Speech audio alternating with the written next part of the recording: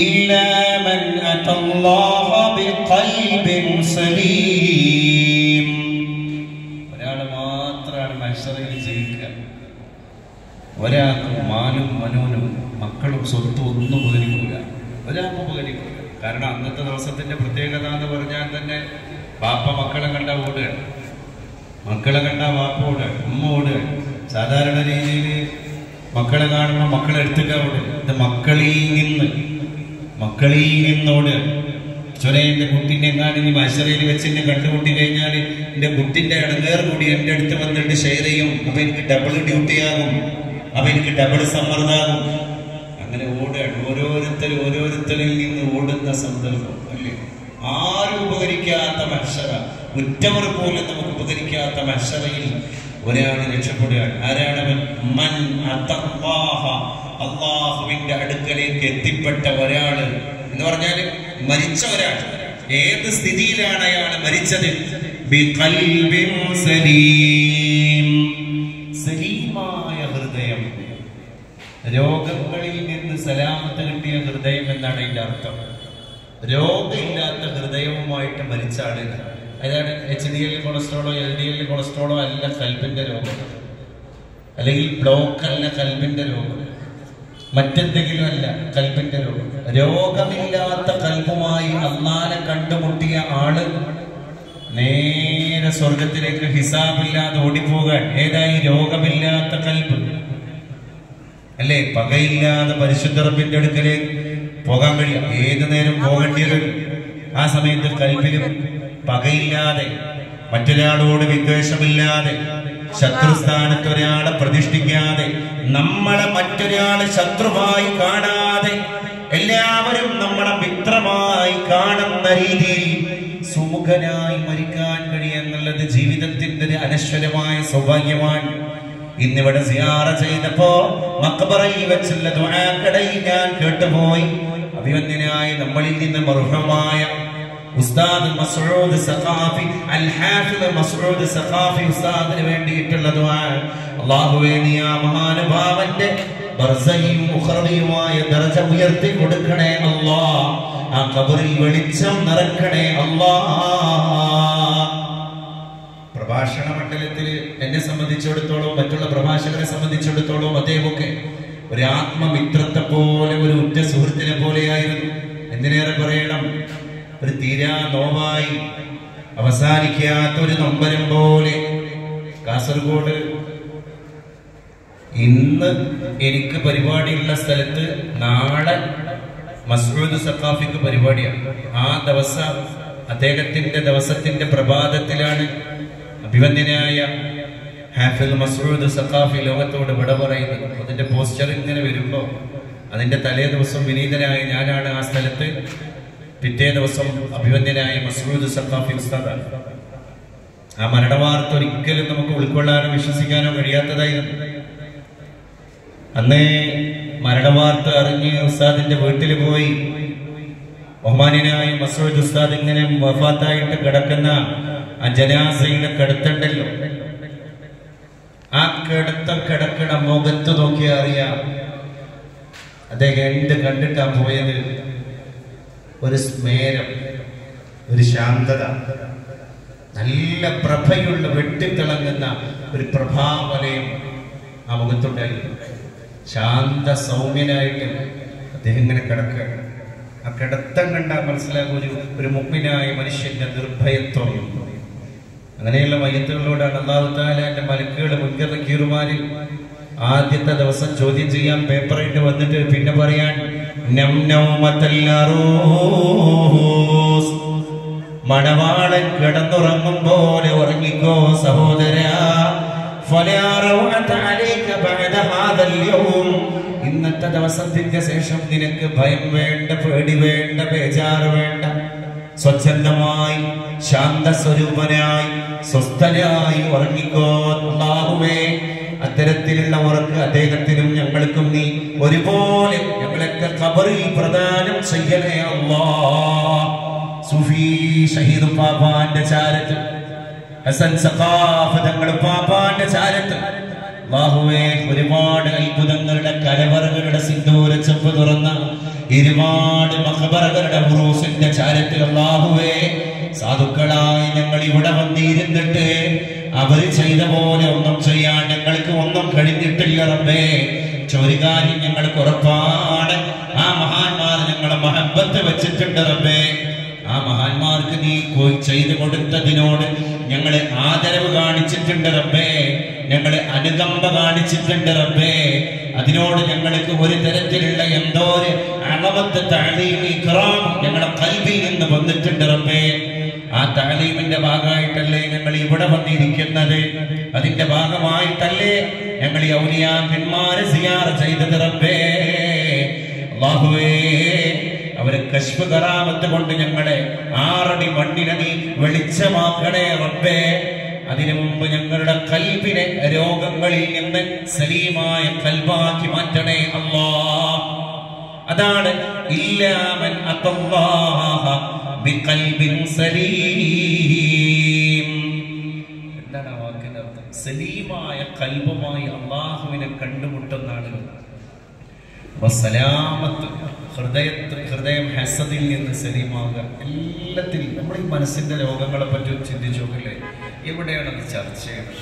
പാഫാന് മിനിയാന്ന് വെഞ്ഞാറമൂട്ടിൽ ഏറ്റവും വേണ്ടപ്പെട്ട ആൾക്കാർ, ഇനി ഏതെങ്കിലും ശത്രുക്കൾ പുറത്തു നിന്ന് വരികയാണെങ്കിൽ നമ്മളെ ആക്കും ഊക്കും വെച്ചിട്ട് പ്രൊട്ടക്ട് ചെയ്യുന്ന ആൾക്കാരാണ് സ്വന്തം ഉമ്മ, സ്വന്തം അനുജൻ, സ്വന്തം വല്യമ്മ, അല്ലെ എളാപ്പ, ഇളയമ്മ, മൂത്താപ്പ, മുത്തമ്മ എന്നൊക്കെ പറയുന്ന ഈ ബ്ലഡിൽ പെട്ട ആൾക്കാരെ നമ്മൾ എന്ത് കരുത്ത് ഉൽപ്പാദിപ്പിച്ചിട്ടും പ്രൊട്ടക്ട് ചെയ്യും. കാരണം അവര് നമ്മുടെ ചോരകളാണ്, അവര് നമുക്ക് ഏറ്റവും വേണ്ടപ്പെട്ടവരാണ്. ഏറ്റവും വേണ്ടപ്പെട്ടവരെ ഒരു ചെറുപ്പക്കാരൻ, അതും ക്രൂരമായ കൊലപാതകം എന്ന് പറഞ്ഞാല് ഹാമർ എടുത്തിട്ടൊക്കെ പലവരു കുത്തിയും വെട്ടിയും അത് പിന്നെ തകർത്തും തരിപ്പടമാക്കി കൊലപ്പെടുത്തുക എന്നൊക്കെ പറഞ്ഞാൽ അത് ഭീകരമാണ്.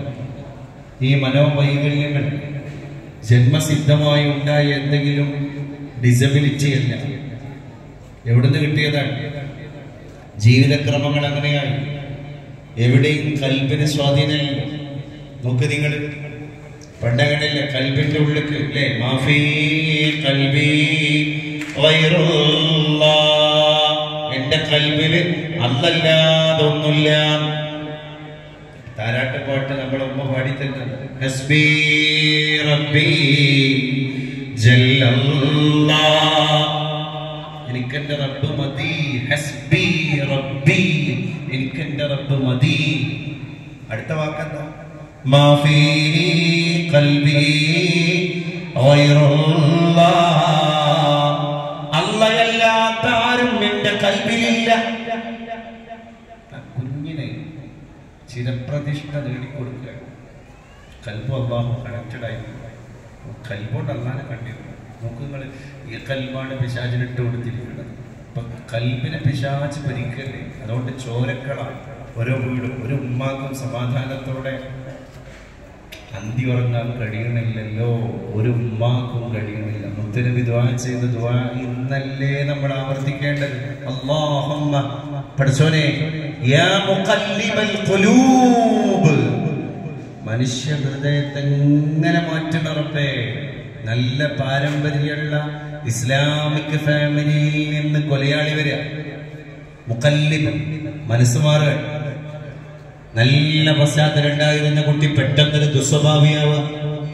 നാട്ടുകാരുടെ കണ്ണിലുണ്ണിയായി, കൺമണിയായി, ആരെയും ദ്രോഹിക്കാത്ത, ആരെയും ശല്യപ്പെടുത്താത്ത, ആരോടും അന്യായം ചെയ്യാത്ത, അന്യനോട് അരുതായ്മ ചെയ്യാത്ത ശാന്തശീലനായ ഒരാള് പെട്ടെന്ന് ഒരു കൊലയാളിയാവാം, അരുതായ്മ ചെയ്യാം, ആളുകളെ അമ്പരപ്പിക്കുക, ആയുധം കയ്യിലെത്തുക. എന്താണ്? കൽബുമാറുകൾ. കൽബുമാറുകൾ വേറൊന്നും മാറില്ല. ഒരാളെ മോട്ടിവേറ്റ് ചെയ്ത് കൽബുമാറുകൾ. അല്ലാഹുമ്മ യാ മുഖല്ലിബൽ ഖുലൂബ്, മനുഷ്യ മനസ്സുകളെ ഏതു നിമിഷവും ഏത് അന്തരീക്ഷത്തിലേക്കും മാറ്റിമറിക്കുന്ന റബ്ബേ, സബ്ബിത് ഖുലൂബനാ, ഞങ്ങളുടെ കൽബുകളെ നീ സ്ഥിരപ്പെടുത്തണേ. അലാ ദീനിക്, നിന്റെ ദീനിന്റെ മേൽ സ്ഥിരപ്പെടുത്തണേ അല്ലാഹ്. ഇന്ന് ഫാഷനാണ് ദീനുണ്ട് എന്ന് പറയുന്നത് ഔട്ട് ഓഫ് ഫാഷൻ. അതുകൊണ്ട് ദീനില്ല എന്ന് പറയുന്നത് ഫാഷൻ. ഒരു കാമുകി ഉണ്ട് എന്ന് പറയുന്നത് ഫാഷൻ, കാമുകി ഇല്ല എന്ന് പറയുന്നത് ഔട്ട് ഓഫ് ഫാഷൻ. അതുകൊണ്ട് ഒരു ലവർ, ജീവിതത്തിൽ ഒരു പാർട്ട്ണർ, ലിവിങ് ടുഗെദർ, ഒന്നിച്ച് ജീവിക്കാൻ, മിശ്ര ജീവിതം, ഈ ലിവിങ് ടുഗെദർ നടത്തിക്കൊണ്ടിരിക്കുന്നതിൻ്റെ ഇടയിൽ എനിക്കൊരു പാർട്ട്ണർ ഉണ്ട്, അതെന്റെ ബെസ്റ്റിയാണ് എന്ന് വിളിച്ചു പറയാം, ധൈര്യമായിട്ട് വിളിച്ചു പറയാം. ഏതിൽ ഇന്റർവ്യൂ കൊടുക്കാണ്, ബൈറ്റ് കൊടുക്കാണ്, അവതാരകൻ വന്നിട്ട്, ആങ്കർ വന്നിട്ട് ചോദിക്കുകയാണ്, ഏതോ വീട്ടിലെ ആൺകുട്ടി, ഏതോ മതത്തിൽപ്പെട്ട ഏതോ വീട്ടിലെ പെൺകുട്ടി, ഇവര് രണ്ടാള് സ്റ്റുഡിയോ റൂമിൽ ഇരുന്നിട്ട് ബൈറ്റ് കൊടുക്കാണ്, ഇന്റർവ്യൂ കൊടുക്കാണ്. ആ കൊടുക്കുന്ന സമയത്ത് ഒരു ഹയാലിന്റെ അംശം ഉണ്ടെങ്കിൽ ഞങ്ങളെ ഉപ്പിയും ഇത് കേൾക്കുമല്ലോ, ഞങ്ങളെ ബന്ധുക്കൾ ഇത് കേൾക്കുമല്ലോ, നാട്ടുകാർ കേൾക്കുമല്ലോ, ഞങ്ങളുടെ തലമുറയിൽപ്പെട്ട ഞങ്ങളൊക്കെ ജൂനിയേഴ്സ് ആകുന്ന കണ്ട് വളരേണ്ട പിഞ്ചു മക്കൾ ഇത് കേൾക്കുമല്ലോ. ആ ലജ്ജ എന്ന് പറയുന്ന സാധനമാണ് നീങ്ങി അവിടെ പോയി കഴിഞ്ഞാൽ ഈമാനും ലജ്ജ അല്ലേ, ഈമാനും ലജ്ജയും. ഈമാനും ലജ്ജയും ഖൽബിൽ ഇങ്ങനെ ഒട്ടിപ്പിടിച്ച് കിടക്കാൻ. ഖൽബിൽ നിന്ന് ഈമാൻ, ഒരാളുടെ ഖൽബിൽ നിന്ന് ഈമാൻ വീണുപോയാൽ സഖതത്തിൽ ഉഖറാ, മറ്റേതിനെ പിടിച്ചെടുക്കാൻ കഴിയൂല, അതും വീഴും. രണ്ടും ഒരു കൊമ്പിലാണ്. കണ്ണിമാങ്ങണ്ടാവുന്ന കാലാണ്. ഇനിയിപ്പോ ഒരു മാസമൊക്കെ കഴിയുമ്പോ മാമ്പഴത്തിന്റെ, പഴുത്ത മാമ്പഴത്തിന്റെ സീസൺ വരിക. ഒരൊറ്റ കണ്ണിയിൽ 2 മാങ്ങ. അപ്പൊ കല്ലെടുത്താണ്ട് എറിയുമ്പോ കണ്ണിയാണ്ട് അറ്റുപോയാല് 2 മാങ്ങയും താഴേക്ക് വീഴും. പിന്നെ ഒന്ന് മാത്രം അവിടെ നിൽക്കൂല. അതുപോലെ ഈമാന്റെ കൊമ്പില് 2 മാമ്പഴങ്ങളാകുന്ന സാധനങ്ങളുണ്ട് ഖൽബിന്റെ ഉള്ളിൽ. അതിൽ ഒന്ന് അൽ ഈമാൻ, മറ്റൊന്ന് അൽ ഹയാ, ലജ്ജ. അൽ ഈമാൻ വൽ ഹയാ, നമ്മുടെ കുട്ടികളുടെ ഖൽബിന്റെ ഉള്ളിലുള്ള ഈമാനും ലജ്ജയും ഇത് പരസ്പരം ഒട്ടിപ്പിടിച്ച് കിടക്കുന്നതാണ്. നേരത്തെ ഞാൻ പറഞ്ഞു, ഈമാനും ഹസദും ഒന്നിച്ചിരിക്കൂല. കാരണം ഹസദ് ഈമാന്റെ ശത്രുവാണ്. അതേസമയം ഈമാന്റെ കൂടെ ഖൽബിൽ കുത്തിരിക്കുന്ന ഒരാളുണ്ട്. അയാൾ ആരാണ്? ഈമാനിന്റെ മിത്രമാകുന്ന ലജ്ജയാണ്. ഖൽബിന്റെ ഉള്ളിൽ ലജ്ജ വേണം. ആ 2 പേരും ഒറ്റ കൊമ്പിലാണ് ഇരിക്കുന്നത്.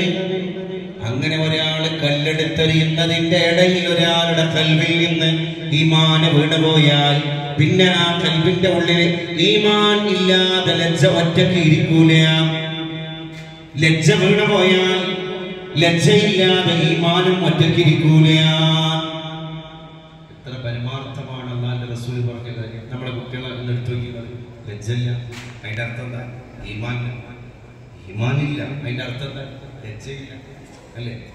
അപ്പോ വിശ്വാസങ്ങളിൽ ഭയങ്കരമായിട്ട് കലർപ്പുകൾ, മിശ്രിതങ്ങൾ വർദ്ധിച്ചുകൊണ്ടേയിരിക്കുക.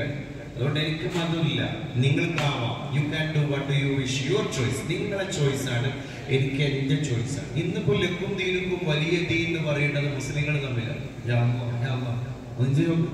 നിങ്ങൾക്ക് നിങ്ങളുടെ ആദർശം, എനിക്ക് എന്റെ ആദർശം. അപ്പൊ ആദർശമുള്ള ഒരുത്തനോട്, ആദർശമുള്ളവനെന്ന് പറഞ്ഞാൽ എന്താ? ദീനുള്ളവന്. ദീനുള്ളവനോട് അതേ മതത്തിൽപ്പെട്ട അടുത്ത ആള് പറയാണ് എന്ത്? ഞാൻ എത്തിസ്റ്റാണ്, ഞാൻ നാസ്തികനാണ്, ഞാൻ നിരീശ്വരനാണ്, ഞാൻ ആവിഷ്കാര സ്വാതന്ത്ര്യത്തിന് വേണ്ടി വാദിക്കുന്ന ആളാണ്, ഞാൻ സ്വതന്ത്ര ലൈംഗികതയ്ക്ക് വേണ്ടി വാദിക്കുന്ന ആളാണ്. ഖൽബ് എവിടെത്തി? അതുകൊണ്ട് ഇന്നത്തെ കാലത്ത് നമ്മുടെ മക്കളെയൊക്കെ നമ്മുടെ ഉപരിപഠനത്തിന് പറഞ്ഞേക്കുമ്പോഴും മറ്റു കാര്യങ്ങൾക്ക് പുറത്തേക്ക് വിടുമ്പോഴും എന്റെ ഉമ്മ, എന്റെ ഉപ്പ, ഖൽബിന് രോഗം വരാതിരിക്കാൻ, വന്ന രോഗങ്ങൾ പെട്ടെന്ന് ഭേദമാകാൻ നിങ്ങൾ നിങ്ങളുടെ കുട്ടിയുടെ കയ്യിൽ ഇടക്കിടക്ക് കുടിക്കാൻ ഒരു ക്യാപ്സൂള് ഗുളിക കൊടുക്കുക. ഏതാണ്? നമുക്ക് സ്ഥിരമായിട്ട് കൊളസ്ട്രോൾ അസുഖമുള്ള ആളാണെങ്കിൽ അയാളുടെ കൊളസ്ട്രോൾ കുറച്ച് മൈൽഡ് അല്ല, അത് സിവിയർ ആണ്. അത് ശ്രദ്ധിച്ചിട്ടില്ലെങ്കിൽ ചിലപ്പോൾ ഹൃദയം ബ്ലോക്ക് ആവാൻ സാധ്യതയുണ്ട്. അപ്പൊ ആ ആൾക്ക് കൊടുക്കുന്ന മെഡിസിൻ ഉണ്ട് അല്ലേ? അതേപോലെ തന്നെ ബ്ലോക്ക് കഴിഞ്ഞ് ബൈപ്പാസ് ഒക്കെ കഴിഞ്ഞ ആളാണെങ്കിൽ അയാൾ പിന്നെ മെഡിസിൻ ലൈഫ് ലോങ് മെഡിസിനാണ്. ഇങ്ങനെ സ്ഥിരമായിട്ട് മെഡിസിൻ കൊണ്ടുപോകുമ്പോൾ ബെറ്റർ ഹാഫ് പറയില്ലേ, അല്ലെങ്കിൽ ബാപ്പി പറയില്ലേ കുടിച്ചോട്ടോ, അല്ലെങ്കിൽ ഭാര്യ പറയില്ലേ, അല്ലെങ്കിൽ മക്കൾ പറയില്ലേ മെഡിസിൻ കയ്യിൽ വെച്ചോ, രാവിലെ കുടിക്കാനുള്ള കഴിച്ചോ, രാത്രി കഴിക്കാനുള്ള കഴിച്ചോ. അതേപോലെ ഇനി നമ്മളെ മക്കളെ വിദേശത്തേക്കോ സ്വദേശത്തേക്കോ ഉപരിപഠനത്തിലോ മറ്റു കാര്യങ്ങൾക്കോ നിങ്ങൾ പുറത്തേക്ക് വിടുമ്പോൾ നമ്മുടെ കുട്ടികളെ ഹൃദയ രോഗങ്ങൾ ഉള്ളത് ഭേദമാകാനും